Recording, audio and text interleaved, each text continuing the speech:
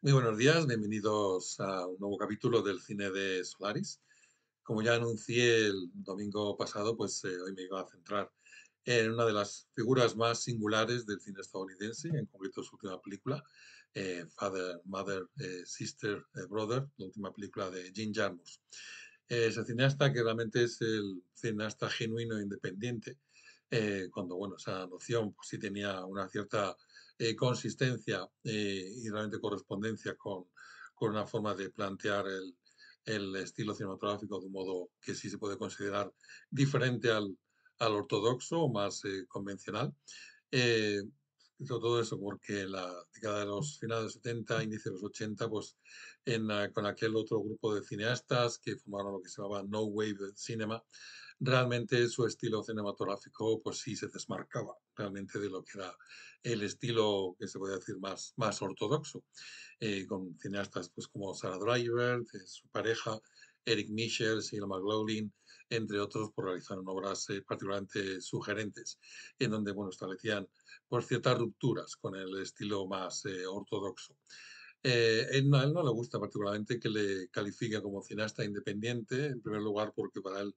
pues le parece eso que le están calificando como raro, cosa que bueno, tiene ese punto distintivo, pero a la vez un poco también estigmatizador como elemento que bueno, pues hace sus cosas sin que sepa muy bien de qué está hablando. Y también porque, bueno, por desgracia, lo que es la noción de cine independiente, pues se fue bastantemente realmente vulgarizando, por así decirlo. Y ese cine independiente que vamos, instituyó, por así decirlo, en la década de los 90, pues ya poco tenía que ver. Realmente, formalmente, en cuanto a estilo, pues sí era de nuevo tan ortodoxo, no, la verdad es que no diferenciaba mucho del cine de más presupuesto y casi pues, se puede decir que la diferencia fundamental era eso, que eran obras realizadas con menos presupuesto, obras que se puede decir también en donde mientras parece que las películas realizadas por los estudios, grandes producciones, pues son películas en las que pasan cosas, en las películas independientes eran obras en las que se hablaban de cosas. Y en donde, bueno, también una cierta seña todavía de distinción, aunque ya un poco más como sucedáneo, era la peculiaridad de ciertas circunstancias o ciertos personajes como elemento distintivo. Pero lo que es formalmente, narrativamente, pues no se diferencia mucho del cine, por así decirlo, que se consideraba como más ortodoxo, más convencional. En cambio, Jarmusch pues, ha mantenido su singularidad en el cine estadounidense, ha seguido haciendo sus películas realmente en la periferia de la periferia, porque realmente incluso ni en los premios del cine independiente, pues no es que sus películas han aparecido muy frecuentemente o hayan sido nominadas. Es también, curiosamente, uno de los pocos cineastas que realmente es propietario de sus propias películas. Y él ha seguido haciendo eso cada ciertos años, tampoco uso con mucha frecuencia sus singulares películas que se caracterizan por una serie de, aparte de formalmente, por ese trabajo que tiene por la inmovilidad del plano, también por cierto extrañamiento muy singular, con ese particular humor que tiene su cine y muy tendente a la abstracción y cada vez más a una cierta musicalidad narrativa, sobre todo a partir de una de sus obras maestras, que es Dead Men, y que, bueno, pues una de esas obras que bueno, pues refleja un poco una cierta sus características en el planteamiento de sus narrativas o de sus trayectos dramáticos y argumentales, que es la idea del desplazamiento, movimiento frente a la inmovilidad. Sus películas pues, abundan personajes que están varados o se sienten varados, que se sienten inmóviles, como si su vida fuera una prisión. A veces los movimientos pues, son como, bueno, aquella frase o título de la película de Wim Wenders, Los falsos movimientos, en donde los personajes realmente no se desplazan quizás interiormente, aunque sí físicamente. Y hay obras en las que incluso se transgrede incluso las nociones del espacio, de lo que es real o imaginario, de un modo explícito, claramente explícito en Los límites del control, otra de sus magníficas, magistrales obras, en donde es claro que es como una especie de personaje cruza a través del espejo, una realidad que no, en donde se rompen las coordenadas convencionales de conocimiento, pero en donde se expresa también claramente otra de las ideas que se sostiene en el cine de Jarmusch, la importancia del uso de la imaginación, del hecho de intentar no sugestionarse o quedarse realmente dominado por los límites o por el control. Dead Man es otra película más que más bien fluye en un punto intermedio, en cuanto está muy bien planteada sobre la ambivalencia, realmente lo que estamos viendo puede plantearse como algo real, pero también como una especie de sueño, ya a partir de esa extraordinaria secuencia inicial del viaje en el tren del personaje de Johnny Depp, posiblemente una de las secuencias más extraordinarias, yo creo que ha dado el cine y donde luego, pues eso, de nuevo es un singular viaje el que vive este protagonista, pero sobre todo con esa ambivalencia que define al más depurado cine de Jarmusch y que también, pues en otro viaje se encuentra en el que realiza el personaje de Bill Murray, en Flores Rotas, donde bueno, pues recorre o visita, revisita a las mujeres con las que mantuvo una cita relación porque alguien le ha indicado que ha tenido un hijo o que tuvo un hijo con alguna de ellas. Y es de nuevo otro viaje en donde bueno, pues él plantea realmente esta en noción de cuál es la relación que mantenemos con la realidad, en qué manera a veces se establece de acuerdo más bien a la creación de una burbuja particular, en donde bueno, lo que ocurre alrededor, lo que ocurre a otros, realmente no importa tanto como lo que nos puede afectar a nosotros. Y pues ahí nos lo presentan como un ser inmóvil, varado en su habitación viendo una película. También la idea de las encrucijadas es importante en el cine de Yarnos, es continuo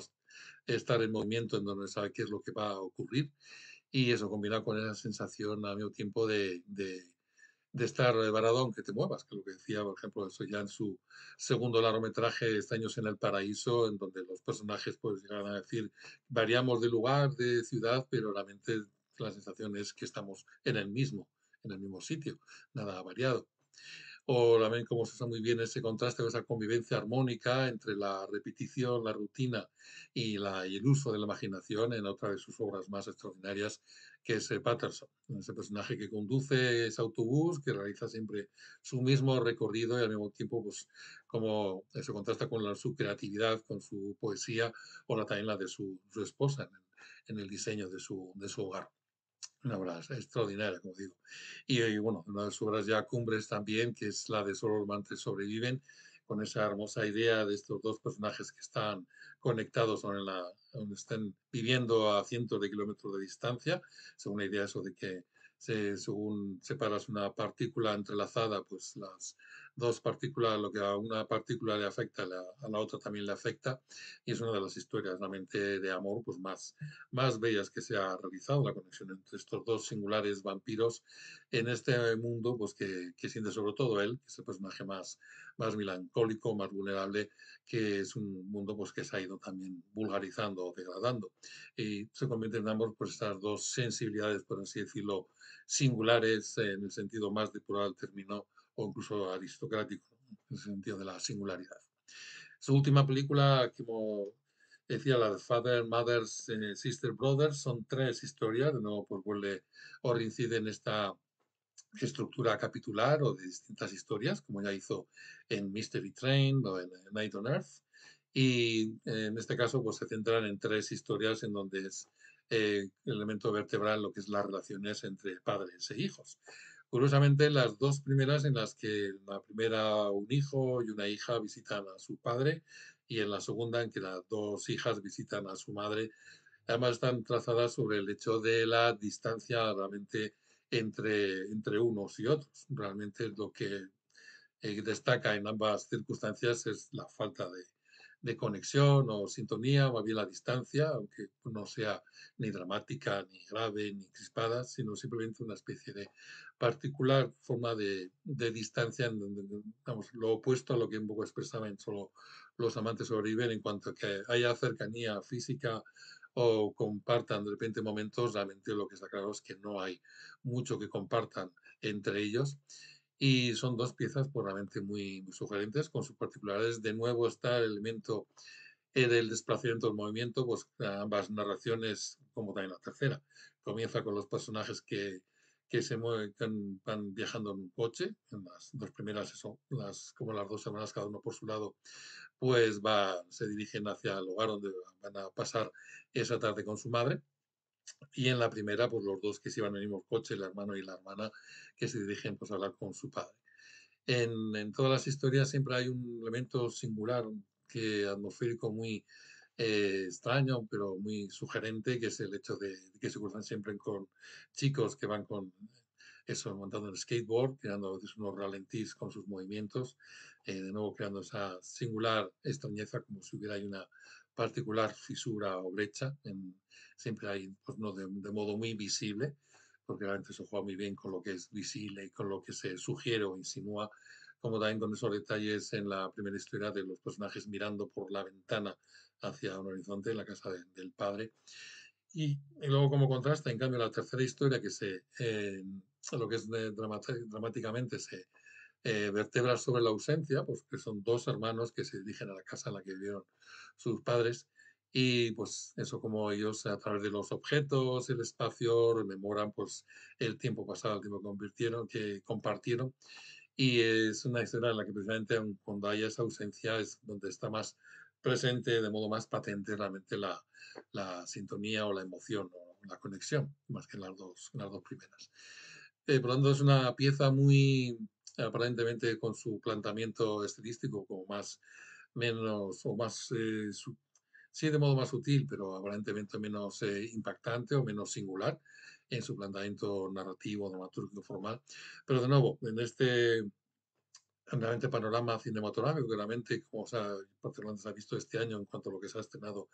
en los cines, realmente es que escasea realmente las películas singulares o las miradas singulares. Pues una película de Jim Jarmusch, más allá de si es una obra extraordinaria o una obra notable, pues siempre es como una especie de pequeño remanso o oasis para de repente sentir o reflexionar los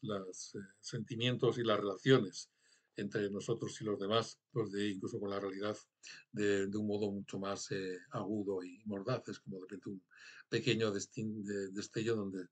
despertamos, aunque sea pasajeramente, para poder mirar la realidad de nosotros mismos y a los demás con una mirada un poco más despejada.